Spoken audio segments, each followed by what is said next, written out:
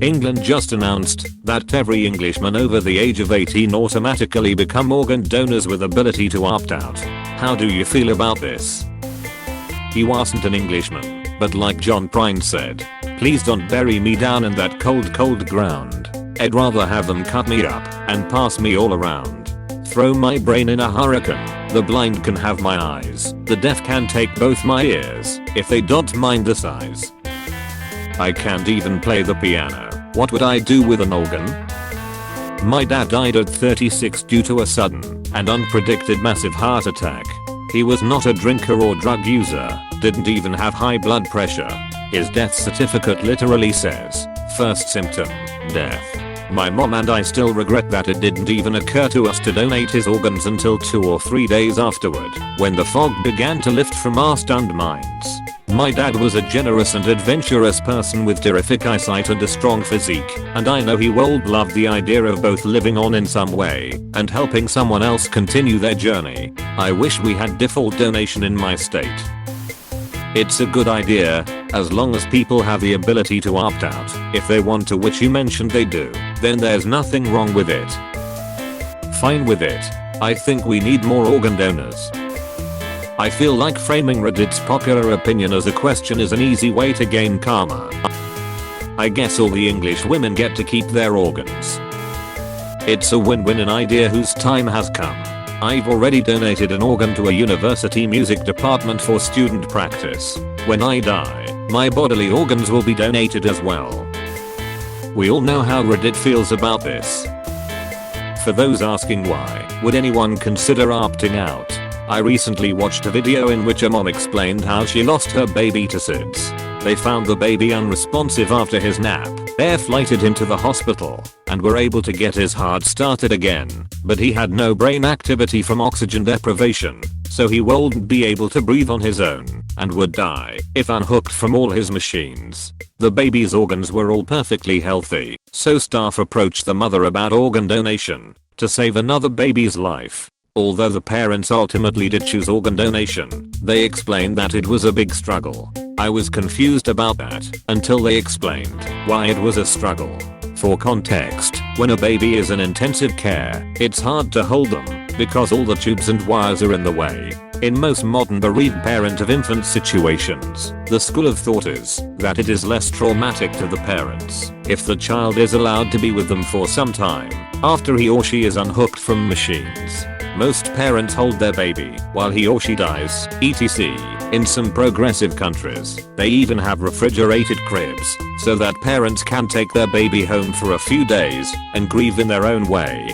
This is way different than the past, when doctors thought taking a dead child away as soon as possible, before the parents could see it, was best to reduce trauma. Spoiler alert, it's not. Anyhow, these folks knew their baby was going to die, but in order for organ donation to occur, he needed to be unhooked in the, or, because they transplant the beating heart of infant directly into the other baby. So these parents sacrificed their morning time with their child's body and didn't get to hold him as he stopped breathing, etc.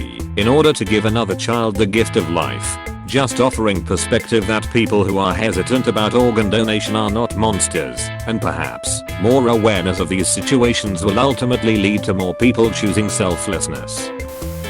How do you feel about this? I feel that other countries too should do this. With ability to opt out? Sounds fine to me.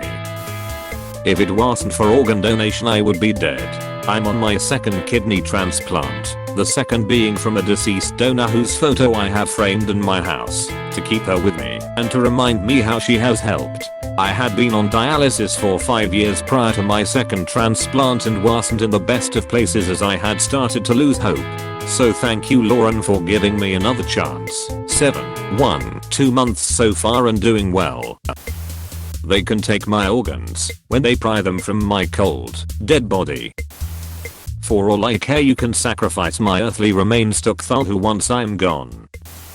Im from the UK. Im annoyed this wasn't already a thing. I signed up to be an organ donor on my 18th birthday. I've got no use for my organs when I die. Let them save lives or be used for research.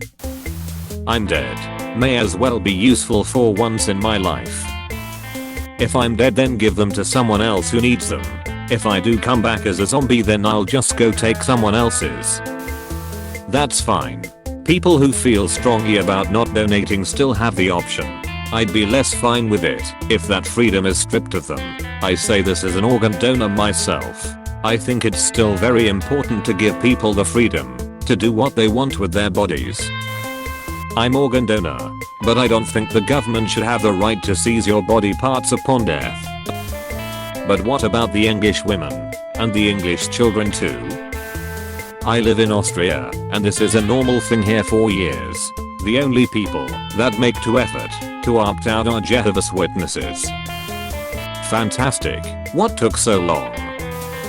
My immediate reaction is to oppose this action. I don't think the state has a claim on my body, even post-mortem. It kind of seems like a consent thing to me. Like I should have to positively consent to it in order to make clear what my wishes are, so there can't be any kind of doubt. Aren't we trying to preach that consent cannot be presumed? I'm an organ donor BTW, and encourage everyone else who is comfortable to be one too. A good friend of mine who passed away was able to improve the lives of many people because of this selfless act. Wales has had it for a while, so I guessed it was coming good. It's a good plan and could really help people. I'm going to disagree with the hiver mind here and say it's a bad idea. One of the cornerstones of medical ethics is informed consent. That is, docs need consent from informed patients before they do anything to those patients. Obviously, consent is assumed in cases of emergency, but beyond that, docs need to explain the procedure, the risks, and benefits before doing pretty much anything. It has never been accepted for good reason that docs can do something unless you specifically tell them not to, aside from DNR orders, but that's a special thing, and it's wrong to adopt it as policy here.